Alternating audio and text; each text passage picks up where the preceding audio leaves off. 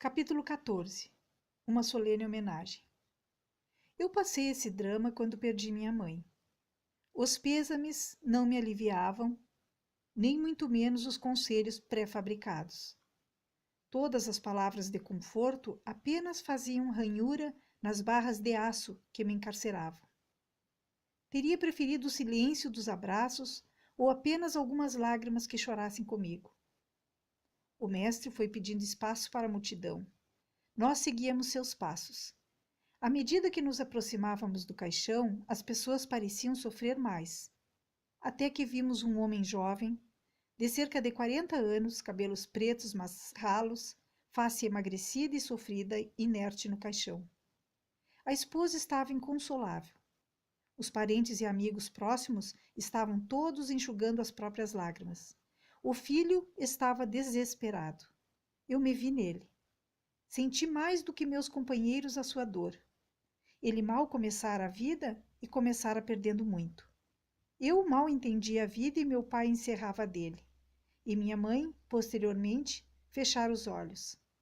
Jantava com a solidão e dormia em meu mundo fechado, repleto de dúvidas que nunca foram respondidas.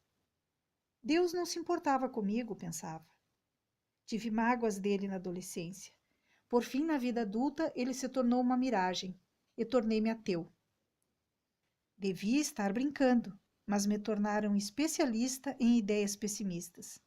Percebendo o vácuo na história desse jovem, não pude conter as lágrimas. O mestre, ao ver o desespero do garoto, deu-lhe um abraço e perguntou o nome dele e de seu pai. Então, para nosso espanto, olhou para os presentes e com sua voz grave proferiu algumas palavras que lhes tirou o chão. Palavras que poderiam precipitar um tumulto. Por que vocês estão desesperados? O senhor Marco Aurélio não está morto. Imediatamente eu, Bartolomeu e Dimas procuramos ficar um pouco mais distantes. Era recomendável não sermos reconhecidos como seus discípulos. As pessoas tiveram reações distintas diante da sua atitude ousada. Umas saíram das lágrimas para o deboche, se bem que contido. Deram risadas disfarçadas do maluco. Outras estavam imersas num clima de curiosidade. Pensavam tratar-se de um excêntrico líder espiritual convidado para celebrar o funeral. Outros tiveram vontade de expulsá-lo da cena, com elevada dose de raiva pela invasão de privacidade, pelo desrespeito aos sentimentos alheios. Dentre esses, alguns o pegaram pelos braços para tentar sufocar rapidamente o escândalo. Mas o mestre não se perturbou. Começou a indagar com voz alta e firme. Não lhes peço que silenciem sua dor, mas que silenciem o desespero. Não espero que estanquem suas lágrimas, mas estanquem os altos níveis de angústia. A saudade nunca é resolvida, mas o desespero deve ser aquietado, pois não honra quem partiu. As pessoas soltaram seus braços e começaram a perceber que o homem de vestes estranhas e barba proeminente podia ser excêntrico, mas era inteligente. O filho do morto, Antônio, e a esposa, Sofia, fixaram-se nele. Em seguida, com ar de serenidade difícil de definir, adicionou. Marco Aurélio viveu momentos incríveis. Chorou, amou, se encantou, perdeu e conquistou. Vocês estão aqui tristes com sua ausência? Mergulhadas num sentimento de vácuo existencial? Por que o estão deixando morrer no único lugar em que ele tem de continuar vivo? Dentro de vocês. Vendo as pessoas mais interiorizadas, usou novamente seu penetrante método socrático. Que cicatrizes Marco Aurélio deixou em suas emoções? Onde ele influenciou seus caminhos?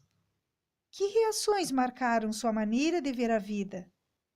Que palavras e gestos perfumaram seu intelecto? Onde esse homem silencioso ainda grita nos recônditos de suas histórias? Após proferir essas perguntas sequencialmente, o vendedor de ideias deu um choque de lucidez em todos os que ouviam sua voz, inclusive em nós, que o seguíamos. Mais uma vez, ficamos envergonhados pela nossa falta de sabedoria e sensibilidade. Ele refez a pergunta inicial que abalara os ouvintes. Esse homem está vivo ou morto dentro de vocês? As pessoas disseram que estava vivo. Imediatamente ele fez um comentário que tirou as pessoas do desespero e abrandou os ânimos. Pouco antes de Jesus ser morto, uma mulher de nome Maria, amando-o, derramou sobre ele o mais caro dos perfumes. Era tudo o que ela tinha. Ao ungí-lo com seu perfume, ela queria elogiá-lo por tudo o que ele fez e viveu. E ele ficou tão emocionado que a elogiou por seu gesto magnânimo, enquanto os discípulos a repreendiam, porque desperdiçaram um perfume valiosíssimo que poderia ter outras finalidades. Censurando os discípulos, ele lhes disse que os estavam preparando para a sua morte e que onde a sua mensagem fosse propagada, o gesto dela seria contado como um memorial eterno. As pessoas estavam concentradas nas suas palavras. Os que não ouviam direito tentavam se espremer junto aos que estavam mais próximos. A seguir, ele arrematou. O mestre dos mestres quis demonstrar que o velório pode ser um ambiente de lágrimas, mas deve, acima de tudo, ser um ambiente saturado de elogios e recordações solenes. O luto deve ser um ambiente perfumado, uma homenagem para quem partiu. Um ambiente para contar seus gestos, declarar suas ações, comentar suas palavras. A maioria dos seres humanos tem algo para ser declarado. Por favor, contem-me os feitos desse homem. Declarem o significado dele na vida de vocês. Seu silêncio deve alçar voo de nossa voz.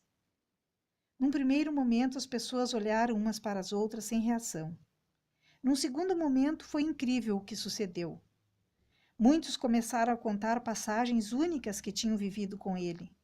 Falaram do legado que ele deixara, alguns comentaram sobre sua gentileza, outros declararam sua afetividade, outros discorreram sobre sua bondade e companheirismo, outros apontaram sua lealdade, outros elogiaram sua capacidade de lidar com fracassos, outros, mais relaxados, falaram sobre seus maneirismos. Houve quem dissesse que era apaixonado pela natureza. Um amigo disse: jamais vi alguém tão teimoso e obstinado. As pessoas sorriram num ambiente em que ninguém sorri, inclusive Antônio e a esposa, pois sabiam que ele era realmente um grande teimoso. E o amigo acrescentou: mas ele me ensinou que nunca devemos desistir daquilo que amamos. Foram incríveis 20 minutos de homenagens. As pessoas não sabiam descrever a fascinante experiência emocional que haviam tido. Marco Aurélio estava vivo, pelo menos dentro das pessoas que o velavam. Nesse momento, o mestre olhou para nós, seus discípulos, e brincou. Ou nos disse uma verdade, não sei. Comentou: quando eu morrer, não se desesperem. Homenageiem-me, falem dos meus sonhos, falem das minhas loucuras. Algumas pessoas deram risada do estranho e divertido homem que as arrebatara do vale do desespero e as introduzira no topo da serenidade. Por incrível que pareça, até o jovem Antônio sorriu. Em seguida, nesse ambiente perfumado pela homenagem póstuma, o mestre vendeu mais esse sonho para o jovem que perdera o pai. Foi um fenômeno sociológico que eu jamais imaginei estar vivo para ver. Antônio, veja como seu pai foi um ser humano brilhante, apesar dos defeitos dele. Não refreie as lágrimas. Chore tantas vezes quantas desejar, mas não lamente desesperadamente sua perda.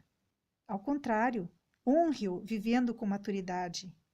Honre-o enfrentando seus temores. Elogie-o sendo generoso, criativo, afetivo, sincero. Viva com sabedoria. Creio que se seu pai pudesse usar minha voz nesse momento para lhe falar algo, ele lhe daria gritos para encorajá-lo a viver. Filho, vá em frente, não tenha medo do caminho, tenha medo de não caminhar. Antônio ficou profundamente aliviado. Era tudo o que ele precisava ouvir.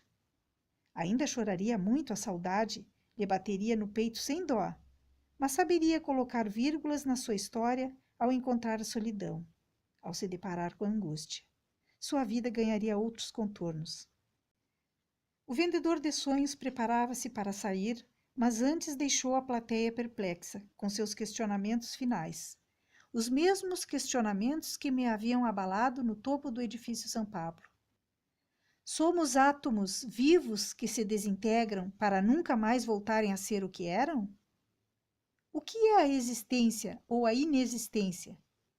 Que mortal o sabe? Quem dissecou as entranhas da morte para expor sua essência? A morte é o fim ou o começo? Extasiadas, as pessoas se encostavam em mim e perguntavam: quem é o cara? De onde procede o sujeito? O que eu poderia responder? Também não sabia. Aproximaram-se do Bartolomeu e, infelizmente, fizeram a mesma indagação. Boquinha de Mel gostava de tecer teses sobre o que não conhecia. Estufando o peito, respondeu: quem é meu chefinho? Ele é de outro mundo. E se precisar de alguma coisa, sou assessor dele para assuntos internacionais. Dimas, o mais novo da turma, que estava atordoado com tudo que ouvira, respondeu com honestidade: não sei quem ele é. Só sei que se veste como um miserável, mas parece ser muito rico, ter muita grana. Sofia, mãe de Antônio, profundamente agradecida, assim como eu, explodia de curiosidade. Ao vê-lo virar as costas para partir, sem mais nada a dizer, perguntou: quem é o senhor? De que religião procede? Que corrente de pensamento o alimenta? Ele olhou para ela e calmamente respondeu: eu não sou religioso, não sou teólogo, não sou filósofo. Sou um caminhante que procura entender quem é.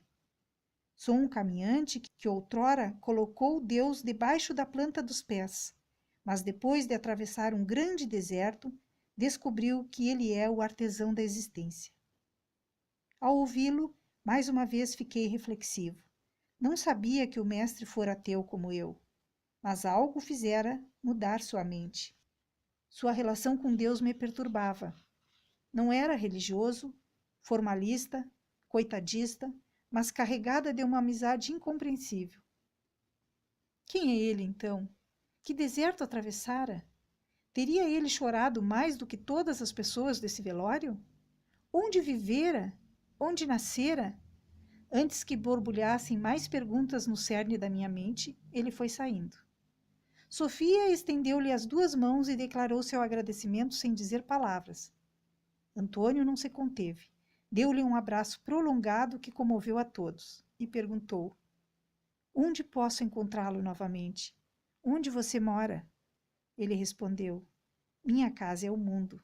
Você poderá me encontrar em alguma avenida da existência. E saiu deixando todos boquiabertos. Eu e meus dois amigos estávamos sem fala com suas reações. Ele nos cativou muitíssimo e aquietou, pelo menos momentaneamente, nossas inseguranças. Começávamos a acreditar que valia a pena segui-lo, sem saber das tempestades que ainda nos sobreviriam. Passamos lentamente pela multidão. As pessoas queriam conhecê-lo, falar com ele, abrir alguns capítulos da vida delas, mas ele passava por elas como um passante comum. Não amava o assédio. Nós começávamos a nos sentir importantes. Dimas e Bartolomeu, que sempre haviam vivido à margem da sociedade, começaram a inflar o próprio ego, atingidos por um vírus que eu conhecia muito bem.